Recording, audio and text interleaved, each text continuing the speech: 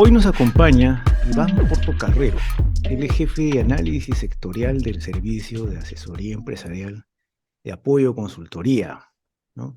Él ha sido asesor de la presidencia del Consejo de Ministros, ha sido gerente de planificación estratégica de la Autoridad para la Reconstrucción con Cambios, es economista principal del Consejo Privado de Competitividad, ¿no?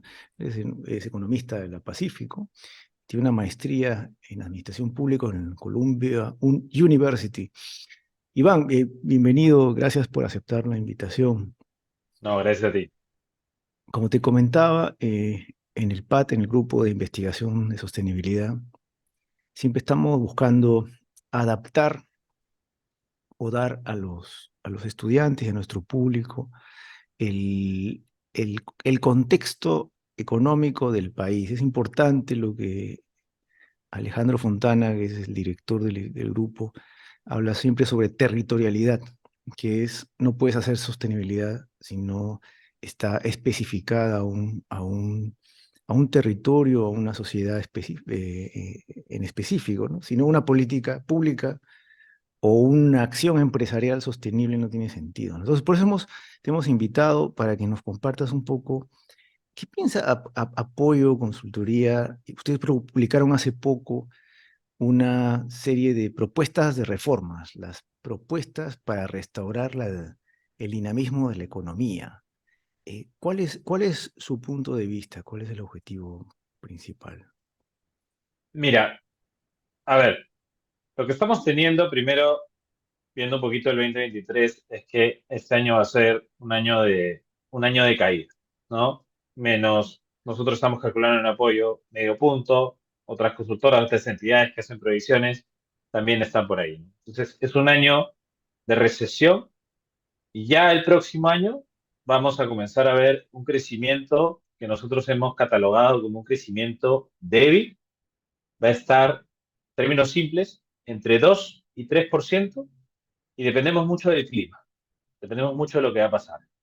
Si es que tenemos un escenario con lluvias fuertes en el norte por el fenómeno del Niño y sequías en el sur, probablemente vamos a tener un crecimiento muy bajo, pegado a 2%.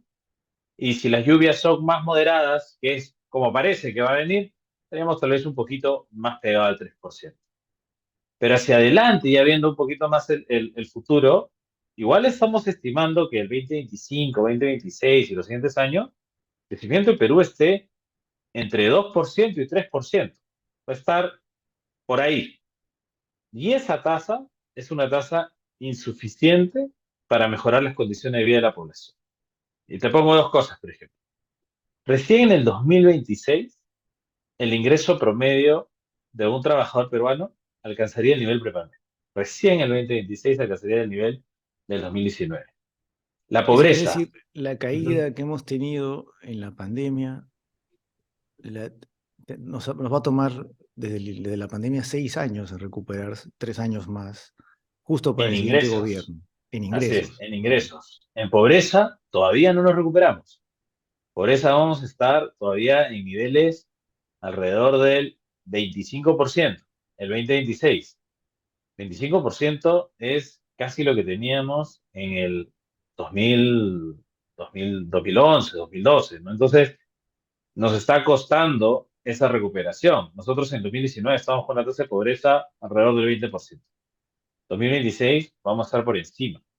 Recién 28, 29 ya estaríamos alcanzando el nivel de pobreza de prepandemia. Entonces nos ha costado salir, nos está costando mucho ahorita salir de ese hoyo en el que nos metimos luego de la pandemia, ¿no?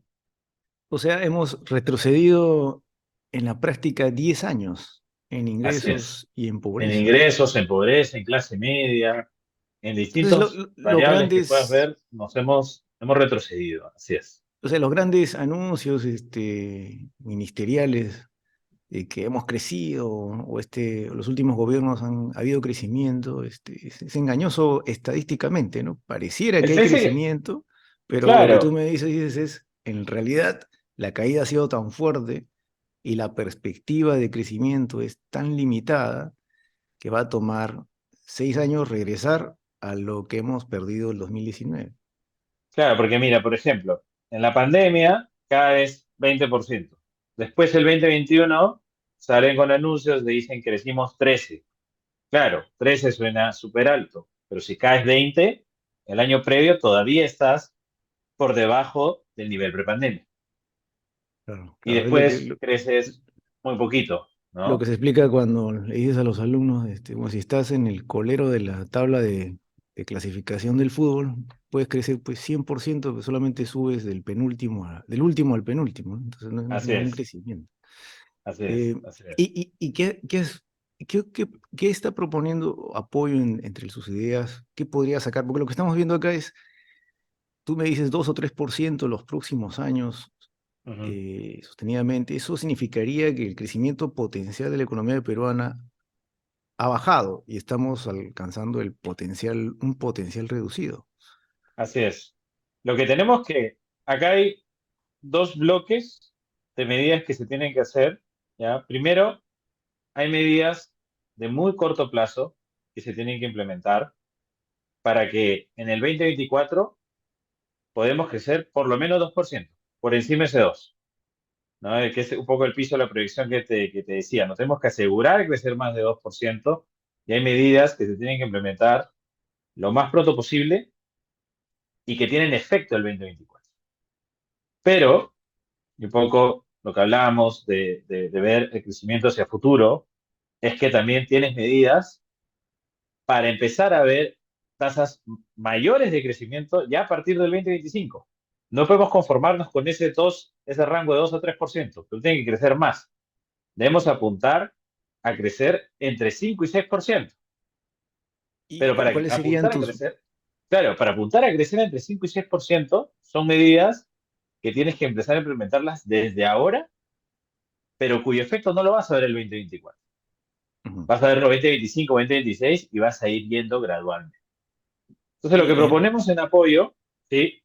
en Es, orden de prioridad, ¿cuál sería entonces? Porque mira, lo que te entiendo es que todas tienen que iniciarse hoy, pero sí, vas a ver algunos resultados de algunas en el corto plazo, pero otras en el largo sí, plazo. Entonces, si tú pudieras mira, priorizar cuál es la más importante para aplicar hoy, o las más claro, importantes, digamos. nosotros hemos propuesto 5 objetivos, ¿ya? El Mm. primer objetivo de estos está enfocado en el gasto público, ¿no? En enfocar el gasto público en proveer de servicios públicos de calidad a la población. Finalmente, la infraestructura que se desarrolla, todo está enfocado en un servicio público para el ciudadano. Y ahí es por donde tenemos que empezar. Tenemos otros objetivos que son los temas de prevención, temas de aumentar la base tributaria, pero ahorita estamos bien enfocados en, y son las propuestas también del documento que comentabas, hacia lo que tiene que apuntar. Y Ujú. en esta línea hemos hecho 4 propuestas. Dos que tendrían un efecto en el corto plazo, en el 2024, y otro que ya serían efectos de largo plazo, estoy hablando de 2025 para arriba. Entonces, en el corto plazo, para el 2024, ¿qué es lo que tenemos? Y acá, mucho tiempo, el 2024 ya está en unas 2, 3 semanas, ya estamos en el próximo año, no hay mucho tiempo para implementar cosas, entonces lo que tenemos que lograr es, ya el Estado tiene un presupuesto aprobado, se aprobó hace un par de semanas, lo que tenemos que hacer es asegurar que se ejecute bien ese presupuesto. Entonces, una primera propuesta va a la ejecución de los proyectos del gobierno nacional, de los ministerios. Cuando uno ve la lista de proyectos que tiene que ejecutar el gobierno nacional, tienes miles, ya tienes como 6.000 proyectos, es una cosa gigantesca. Pero ya cuando tú ves y dices, ok, voy a agarrar prioridades, voy a agarrar los más grandes. Entonces, nosotros hemos identificado 25 proyectos, ya de estos 3.000, que si el gobierno le hace un seguimiento, ya un seguimiento muy específico a estos proyectos y asegura su ejecución, podrías llegar a tener ratios entre el 80 y 90% de ejecución del gobierno nacional. Esto ya implicaría un gasto mayor que el año pasado y un dinamismo en la economía. ¿Cuál es el problema? Porque es un tema más de seguimiento, porque cuando tienes tantos proyectos, el Estado lo que hace es tratar de seguir a todos, pero tratar de seguir tantos proyectos finalmente no sigues a nada. ¿no? Entonces, nuestro primer bloque de propuestas va por un tema de asignación de prioridades.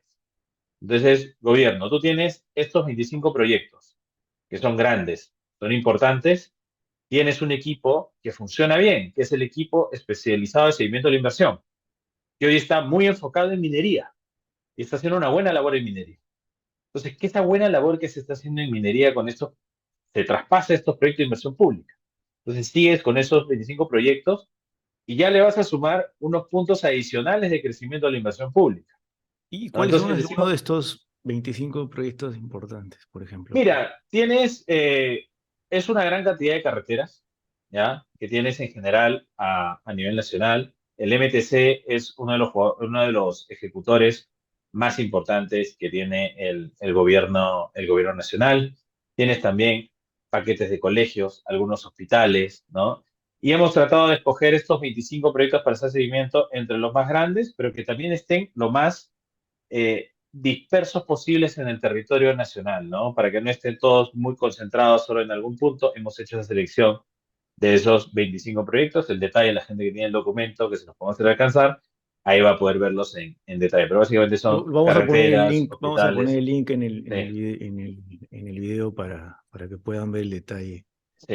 Ahí lo Interesante. van a ver en eso. Y lo mismo que es la segunda propuesta también en esto de establecer prioridades es los gobiernos regionales, ¿no? Los gobiernos regionales también tienen una cartera importante de proyectos.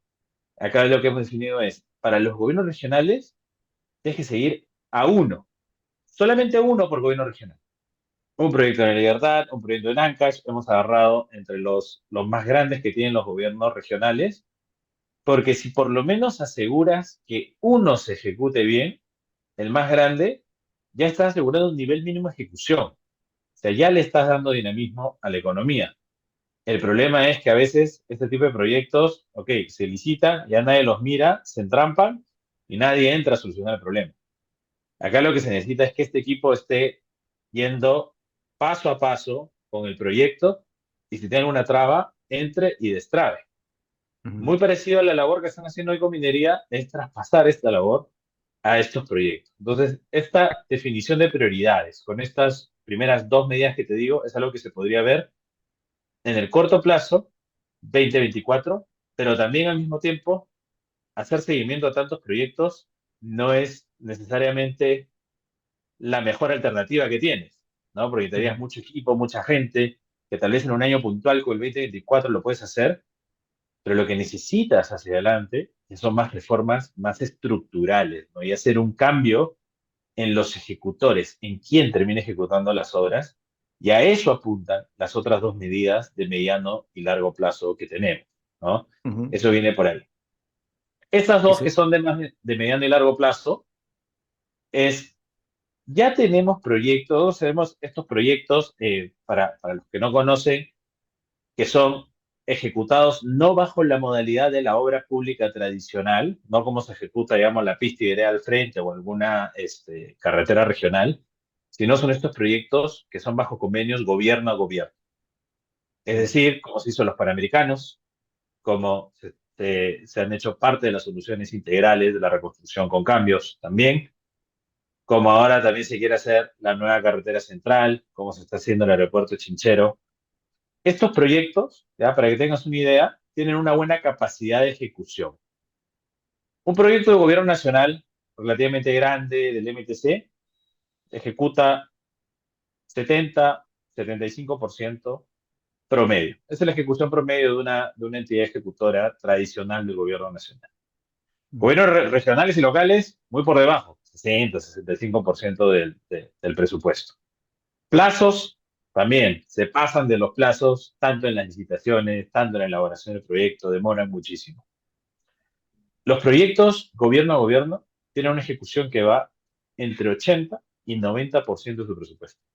Ujú. Ahora, por ejemplo, se está haciendo este paquete grande de colegios, que es una de las medidas, probablemente el despliegue de inversión en infraestructura educativa más grande de los últimos 30 años en Lima. Se está Ujú. haciendo bajo este esquema gobierno a gobierno con el gobierno del Reino Unido y lo está haciendo el Ministerio de Educación. Se llama Escuelas del Bicentenario. Y tiene una ejecución entre 90 y 100%. Este año la ejecución está ahorita casi en 80% y va a cerrar diciembre así con un 96% de ejecución, manejando una cantidad de plata bastante grande. Entonces, están dando muy buenos resultados. Entonces decimos, si nosotros tenemos entidades que hacen bien las cosas y entidades que no la hacen tan bien como estas, ¿por qué seguimos repartiéndole dinero a estas que no lo hacen tan bien? Porque me Ujú. dices, oye, si esta entidad lo hace mejor, ¿por qué no le voy asignando los recursos? Pero Gradualmente, serías sí, partidario gradualmente. de tener más, o más de estos contratos gobierno a gobierno.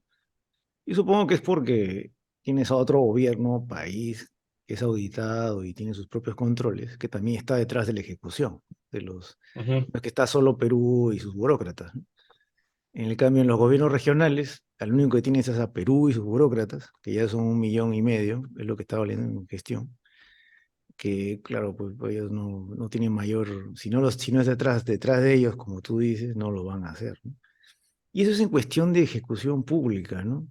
¿Qué otras medidas tú crees que serían buenas para el largo plazo en Perú que podrían tomarse, ¿no? Porque lo que tú me dices de la ejecución pública es algo viable, porque, digamos, lo tienen en los presupuestos y lo pueden aprobar. ¿Qué otras ujú. cosas buscarías en Mira, reformas?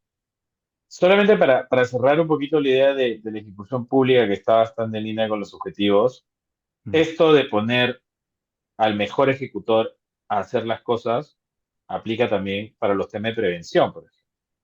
ujú, Ahorita casi que nos estamos salvando un poco de haber tenido lluvias fuertes en el norte, pero las obras de prevención que ha empezado la reconstrucción con cambios y ahora van a pasar a la nueva ordenación de infraestructura, tienen que seguir esta misma lógica, ujú. del que ejecuta bien, termine haciendo todo esto, ¿no? Eso viene por ese lado. Pero hay otras cosas también que se tienen que hacer. Por ejemplo, el entorno de negocios, ¿no? Hemos hablado de inversión pública, quiero pasarme un poquito al mundo de la inversión privada. Ujú, En el mundo de la inversión privada tienes grandes sectores, el tema minero es muy importante, el tema de vivienda es otro sector bastante importante y tenemos un déficit importantísimo de vivienda en Perú. Tienes el tema agroindustrial y tienes también la infraestructura público-privada, que es parte de también mejorar el centro de negocio, las APPs. Por el lado de minería, hay dos factores fundamentales que tienes que solucionar. El tema de permisos y el tema de conflictividad social. Dos factores por los que nos miran muchísimo desde afuera. Te pondría el tema tributario, pero vamos a asumir que Perú va a mantener las reglas de juego hacia adelante. Creo que la única medida por la parte tributaria es decir, oye, Perú tiene que mantener la regla de juego clara hacia adelante, ¿no? Y no restarle competitividad a través de la parte tributaria. Creo que Pero ahí eso, no, es- eso exigiría que el gobierno del 2026 no sea un radical, ¿no? No eso volver a implica, pasar eso, el susto que hemos pasado el susto que se pasó en en el Castillo, ¿no? 2021 cuando se pidieron facultades, ¿no? Se pidieron facultades y lo que se quería hacer con el régimen tributario minero le hubiera restado competitividad al Perú.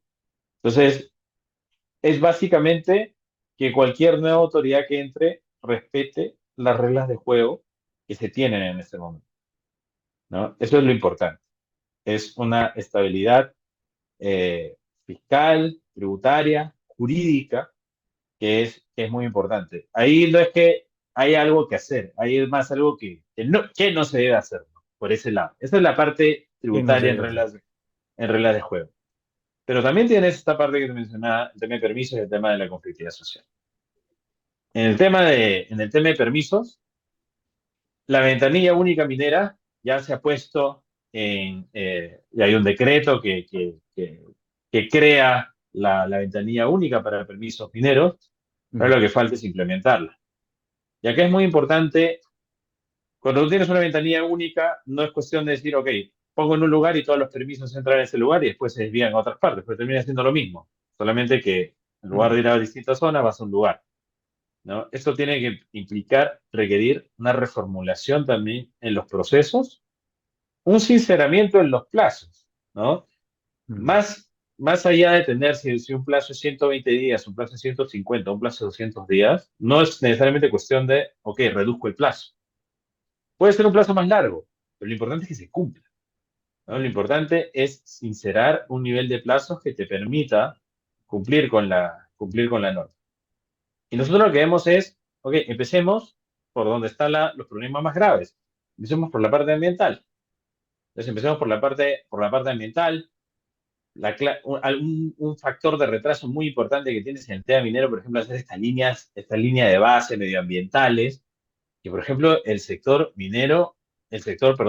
público ya podría adelantarse en varias zonas diciendo, ok, la línea de base es esta, es esta, es esta, en lugar de estar esperando a que llegue el minero y que el minero la haga y le empiece a desarrollar.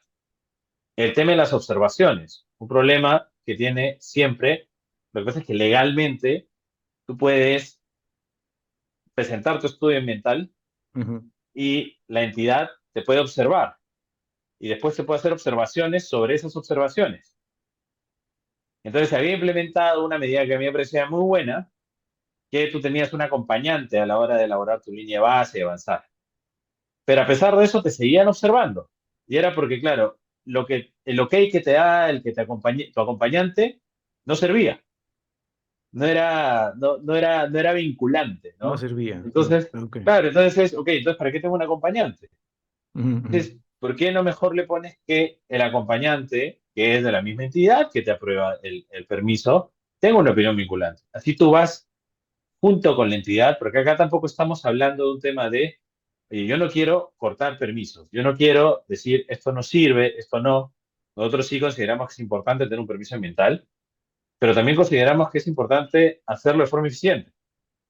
Entonces, ok, si tienes un acompañante, ve con tu acompañante en el permiso ambiental, pero que, Para los que nos escuchan, ¿qué te refieres con el acompañante? ¿Es una persona por un ejemplo, tercero que está es un encargado? tercio, yo soy del sector privado, estoy haciendo mi estudio ambiental y tengo a alguien de una entidad pública, que es la que me Mm. va a evaluar, que me está acompañando en el proceso. Está verificando que yo le estoy haciendo bien, está verificando que estoy tomando bien el muestreo, estoy yendo a las zonas adecuadas, lo está haciendo bien.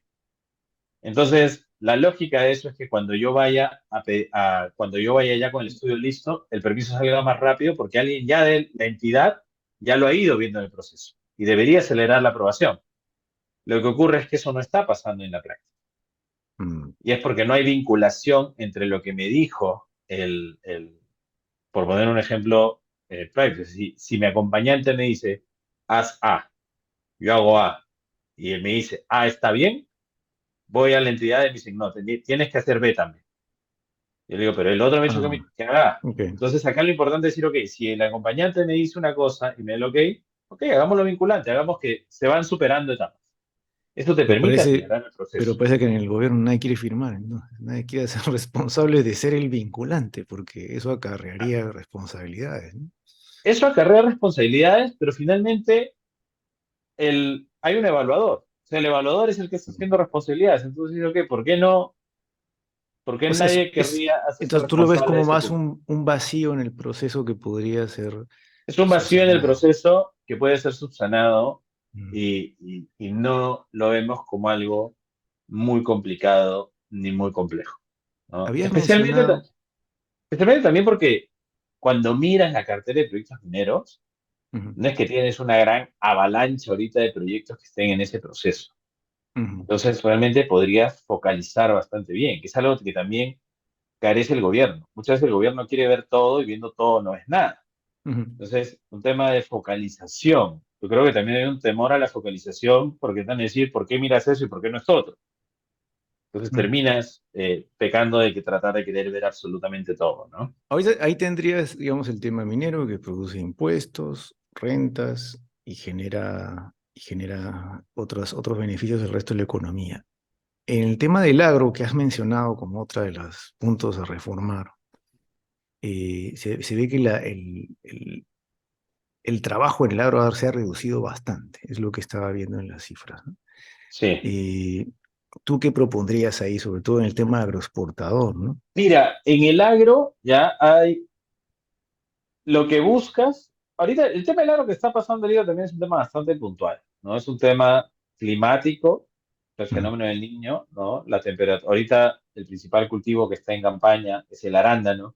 ujú. Las altas temperaturas lo que no han permitido es que el arándano crezca, entonces se necesita mucha menos gente de la que se necesitaba, por ejemplo, el año pasado.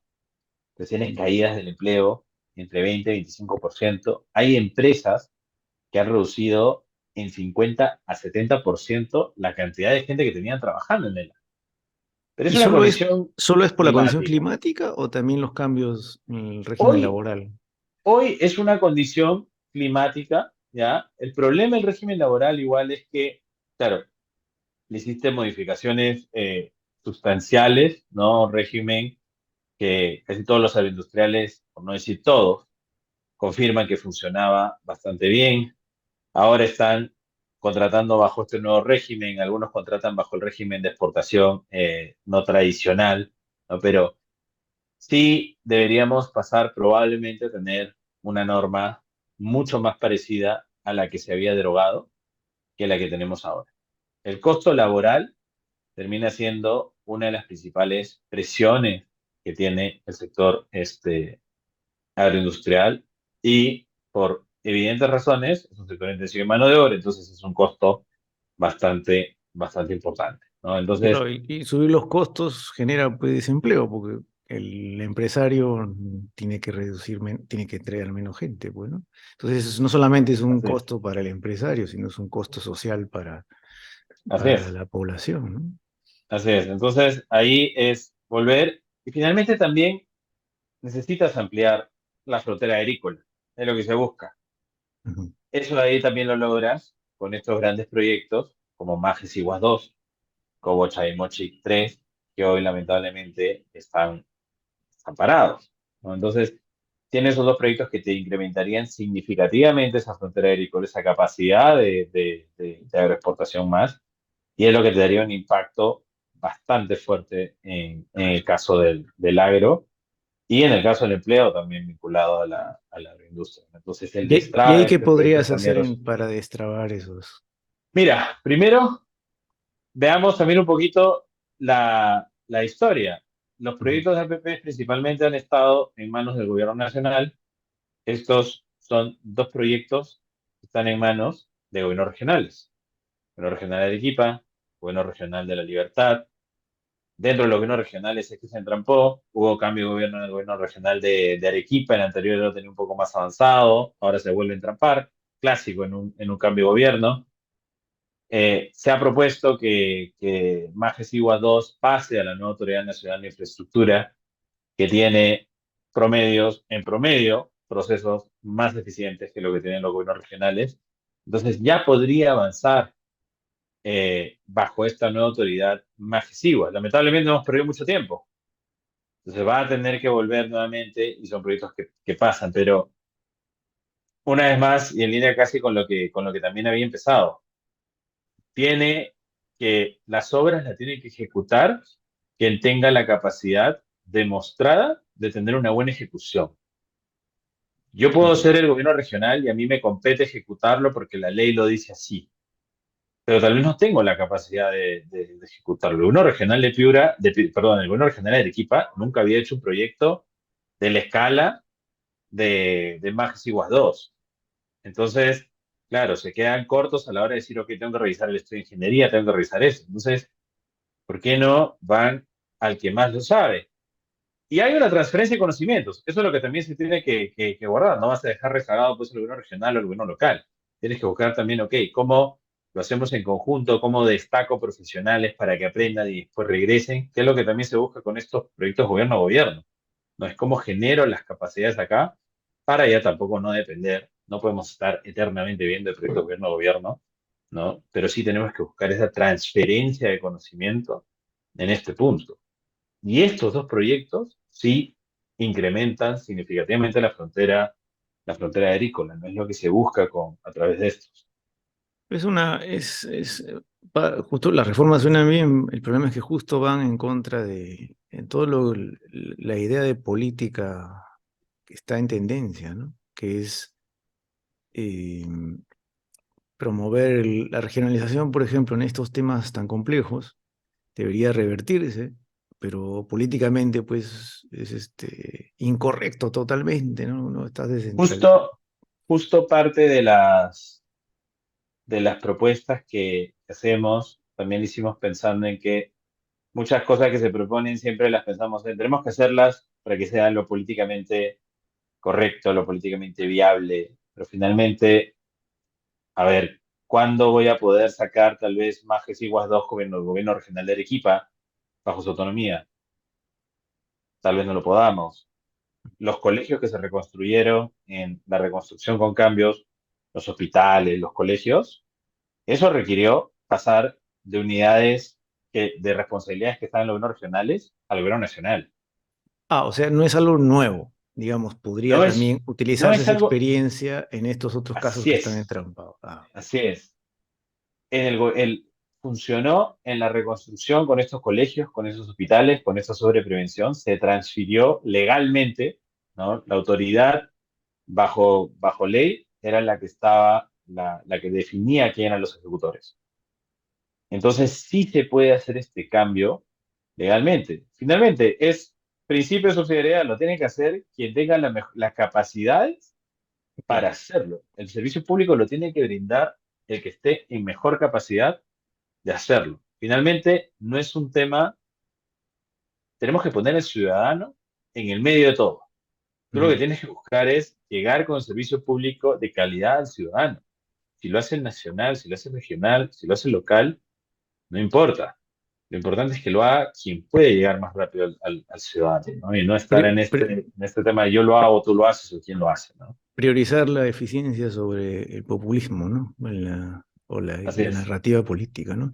Estuvo con nosotros, muchas gracias, Iván, Gracias por a ti. habernos ilustrado en este tema y nos ha dado un buen contexto, yo creo, para sobre ese poder articular las ideas de sostenibilidad, tanto de la empresa como del Estado, ¿no? Muchas gracias por tu invitación y seguidores será hasta el programa siguiente.